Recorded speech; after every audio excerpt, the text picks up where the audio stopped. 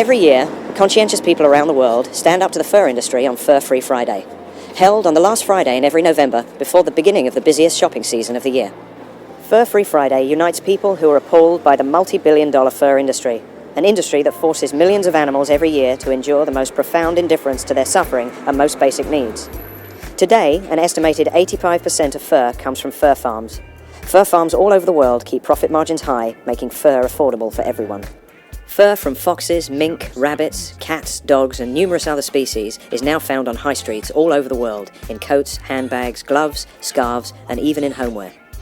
I've come out to do a bit of shopping in London to see what fake and real fur is available. It isn't always clear to shoppers how fur is taken from an animal, and whilst we encourage all conscientious shoppers to make themselves aware of this, we thought it would be more positive if we show you how to tell the difference between real fur and fake fur so you can make the right decision when shopping, because ultimately, when the sales end, so will the suffering. Well, let's have a look and see what we've got.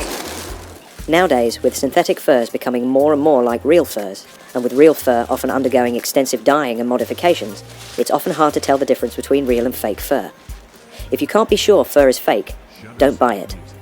The first thing that we'll look at is the texture of fur. In fake fur, it tends to be dense and coarse all the way through, whereas real fur has different textures at the base and different textures at the top. This is the kind of fur trim that you'll get around hoods of coats in every high street. Another way to test is to roll the fur between your fingers. On fake fur, it feels a little rougher and a little coarser, whereas on real fur, it's much smoother and softer.